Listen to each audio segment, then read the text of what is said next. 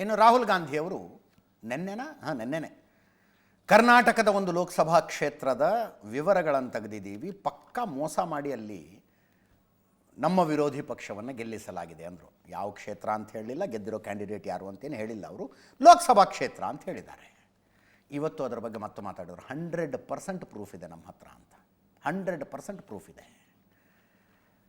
But ಇವತ್ತು ವಿಧಾನಸಭಾ ಕ್ಷೇತ್ರ ಅಂತ ಹಂಗಿತ್ತು. ಅವರು ಸ್ಲಿಪ್ ಆಫ್ ಟಂಗ್ ಏನೋ ಬಾಯಿ ತಪ್ಪಿ ಅಂದಿರಬಹುದು ಅಂತ ಅನ್ಕೊಳ್ಳೋಣ. 100% ಸಾಕ್ಷ್ಯ ಇದೆ ಅಂತ. ಮೊನ್ನೆ ಏನು ಮೋಸ ಅಂತ ಹೇಳಿರಲಿಲ್ಲ, ಇವತ್ತು ಅದನ್ನ ಹೇಳಿದ್ರು.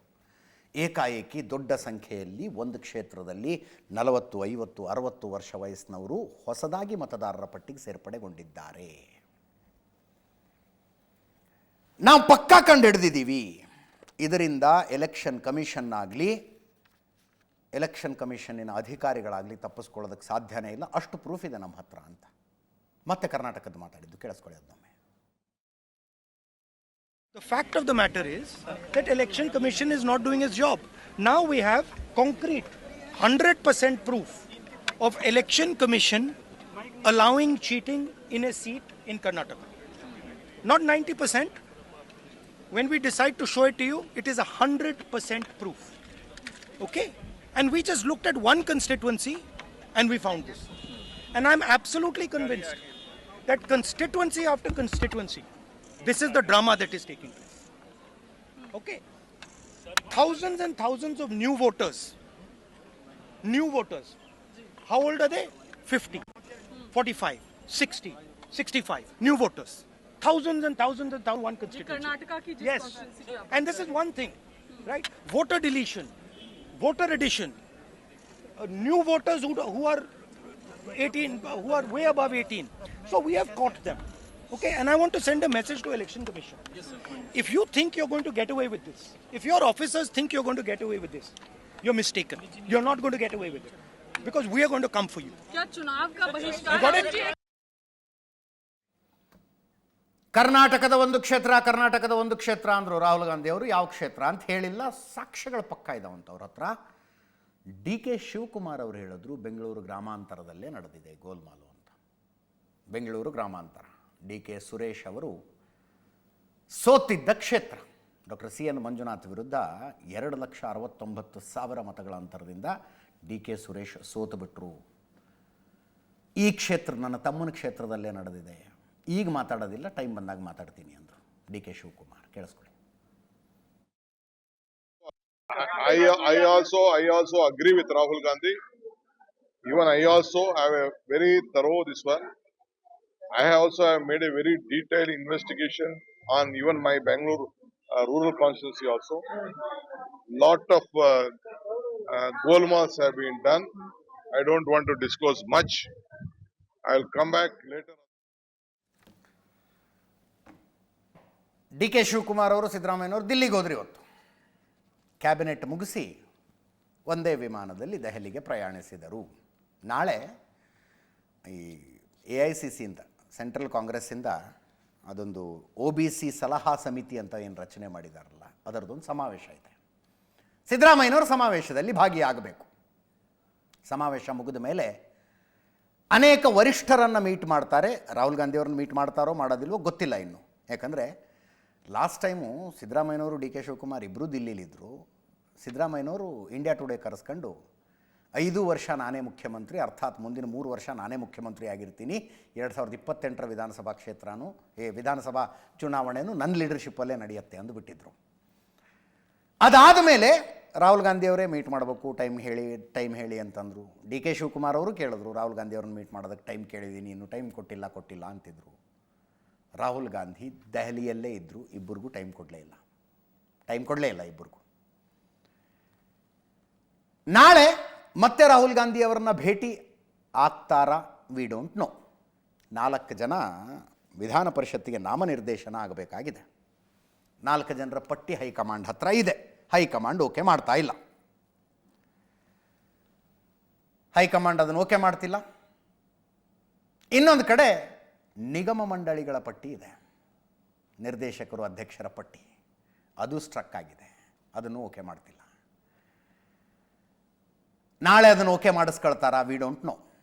MLCಗಳ ಪಟ್ಟಿಗೂ ಡಿ ಕೆ ಶಿವಕುಮಾರ್ ಒಂದು ಕೊಕ್ಕೆ ಹಾಕಿಟ್ಟಿದ್ದಾರೆ. ನೀವು ಬೇಕಾದವ್ರನ್ನ ಮಾಡ್ಕೊಂಡಿದ್ದೀರಿ, ನಮ್ಮ ಕಡೆ ಅವರೊಬ್ಬರು ಇಲ್ಲವಲ್ಲ ಇಲ್ಲಿ ಅಂತ. 4 ಜನ MLCಗಳಾಗಬೇಕಾಗಿದೆ. ಮತ್ತೊಂದು ವಿಷಯದಲ್ಲಿ ಡಿ ಕೆ ಶಿವಕುಮಾರ್ ಅವರು ಹೈಕಮಾಂಡ್ನಲ್ಲಿ ತಮಗಿರುವ ಪ್ರಭಾವ, ಲಿಂಕು ಏನಂತಿರೋ ಅದನ್ನು ಬಳಸ್ಕೊಂಡು ಆ ಲಿಸ್ಟನ್ನು ಹೋಲ್ಡ್ನಲ್ಲಿ ಇರಿಸಿದ್ದಾರೆ. ಅದಕ್ಕೆ ನಾಳೆ ಗ್ರಹಣ ಮುಕ್ತಿ ಆಗುತ್ತಾ, ಮೋಕ್ಷ ಆಗುತ್ತಾ ಆ ಪಟ್ಟಿಗೆ? Let's wait and watch. ನಾಳೆ ಅಂತೂ ಬೆಳಗ್ಗೆ ತಾಲ್ಕೋಟ್ಕರ್ ಮೈದಾನ ಅಲ್ಲಿ OBC ಸಮಾವೇಶದಲ್ಲಿ ಸಿದ್ದರಾಮಯ್ಯನವರು ಭಾಗಿಯಾಗ್ತಾರೆ. ರಾಹುಲ್ ಗಾಂಧಿಯವರು ಇರ್ತಾರೆ ಅದರಲ್ಲಿ. ಮಲ್ಲಿಕಾರ್ಜುನ ಖರ್ಗೆ ಅವರು ಅದನ್ನು ಉದ್ಘಾಟನೆ ಮಾಡ್ತಾರೆ. 2029 ಲೋಕಸಭಾ ಚುನಾವಣೆಗೆ ಹಿಂದುಳಿದ ವರ್ಗಗಳ ಮತಗಳನ್ನು ಕಾಂಗ್ರೆಸ್ಸಿಗೆ ದೊಡ್ಡ ಮಟ್ಟದಲ್ಲಿ ಸೆಳೆಯುವಂತೆ ಮಾಡಬೇಕು. ಅದಕ್ಕೆ ಬೇಕಾದ ಸ್ಟ್ರಾಟಜಿ ತಯಾರಿಸುವುದಕ್ಕೆ ಈ ಒಂದು ಪ್ರಯತ್ನ ನಡೀತಾ ಇದೆ. ಬೆಂಗಳೂರಿನಲ್ಲಿ ಫಸ್ಟ್ ಮೀಟಿಂಗ್ ಆಯಿತು. ಸಿದ್ದರಾಮಯ್ಯನವರು ಹೋಸ್ಟ್ ಮಾಡಿದ್ರು ಅದನ್ನು. ಅನೇಕ ನಿರ್ಣಯಗಳನ್ನು ಕೈಗೊಳ್ಳಲಾಯಿತು ಅದರಲ್ಲಿ. ದೇಶದಲ್ಲಿ ಮೀಸಲಾತಿಯ ಪ್ರಮಾಣ 50% ಇರೋದನ್ನು 75%ಗೆ ಏರಿಸಬೇಕು ಅನ್ನುವುದು ಸೇರಿದಂತೆ ಅನೇಕ ನಿರ್ಣಯಗಳನ್ನು ಕೈಗೊಂಡಿದ್ದಾರೆ. ಆ ನಿರ್ಣಯಗಳನ್ನು ನಾಳೆ ಅಂಗೀಕರಿಸಲಾಗುತ್ತೆ. ಜೊತೆಗೆ 2029 ಲೋಕಸಭಾ ಚುನಾವಣೆ ಅಲ್ಲಿ ತನಕ OBC ಮತಗಳನ್ನು ಸೆಳೆಯೋದಕ್ಕೆ ಮಾಡಬೇಕಾದ ಸ್ಟ್ರಾಟಜಿಗಳ ಬಗ್ಗೆ ನಾಳೆ ಚರ್ಚೆ ಮಾಡ್ತಾರೆ. ಖಾಸಗಿ ಕ್ಷೇತ್ರದಲ್ಲಿ ಮೀಸಲಾತಿ ಸೇರಿದಂತೆ ಅನೇಕ ಬೇಡಿಕೆಗಳಿದ್ದಾವೆ. BK ಹರಿಪ್ರಸಾದ್ ಅವರು ಮಾತಾಡಿದ್ದಾರೆ, ಕೇಳಿಸ್ಕೊಳ್ಳಿ ಒಮ್ಮೆ.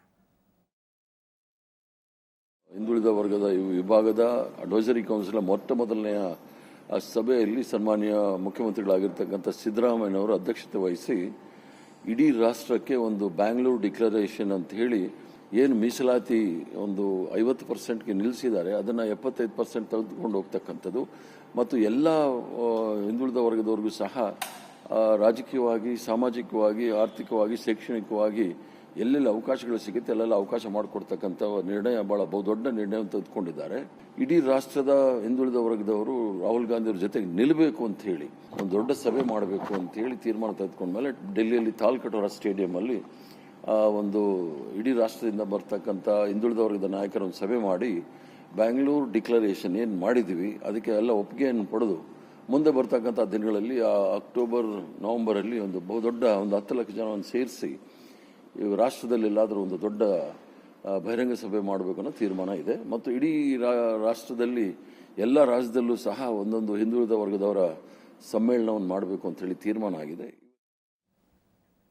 ಇದೆಲ್ಲದರ ಹಿನ್ನೆಲೆಯಲ್ಲಿ ನಾಯಕತ್ವ ಬದಲಾವಣೆ ಚರ್ಚೆ ರಾಜ್ಯದಲ್ಲಿ ನಡೀತಾನೇ ಇದೆ. ಅದು ಗಮನದಲ್ಲಿಟ್ಕೊಳ್ಳಿ.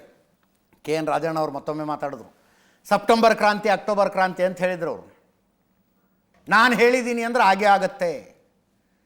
ಯಾವತ್ತಾದರೂ ನಾನು ಕೊಟ್ಟ ಹೇಳಿಕೆಯನ್ನು ವಾಪಸ್ ಪಡ್ಕೊಂಡಿದ್ದು ನೋಡಿದ್ದೀರಾ ಅಂದರು. ಸೆಪ್ಟೆಂಬರ್ ಕ್ರಾಂತಿ ಅಂದರು. ಅದಾದಮೇಲೆ ಸೆಪ್ಟೆಂಬರ್ ಕ್ರಾಂತಿ ಅಂದರೆ ನಾಯಕತ್ವ ಬದಲಾವಣೆನೇ ಆಗ್ಬೇಕೇನ್ರಿ, BJPಲೂ ಆಗ್ಬಹುದಪ್ಪ ಅಂತಲೂ ಅಂದಿದ್ರು. ಈಗ ಯಾವುದ್ರ ಬಗ್ಗೆ ಮಾತಾಡ್ತಿದಾರೋ ಗೊತ್ತಿಲ್ಲ, ಬಟ್ ಆಗತ್ತೆ ಅಂತಾರೆ. ಅದನ್ನೂ ಒಮ್ಮೆ ಕೇಳಿಸ್ಕೊಳ್ಳಿ. ಹೇಳ್ಬಿಟ್ರೆ ಅದಕ್ಕೆ ಆಸಕ್ತಿ ಇಲ್ಲ, ಅದಕ್ಕೆ ಆಸಕ್ತಿ ಇರೋದಿಲ್ಲ, ಅದಕ್ಕೋಸ್ಕರ ಆಸಕ್ತಿ ಇಲ್ಲ.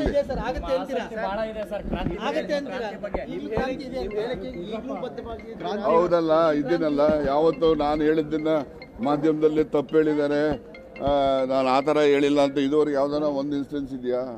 ನಡೀರಿ ಮತ್ತೆ.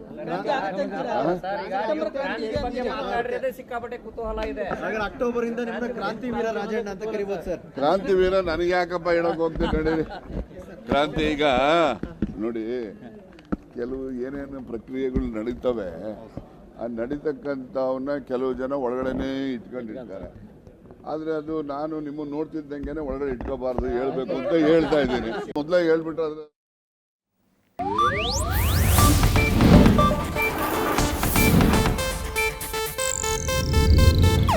ಇದು ಏಷ್ಯಾನೆಟ್ ನ್ಯೂಸ್ ನೆಟ್ವರ್ಕ್ ಪ್ರಸ್ತುತಿ.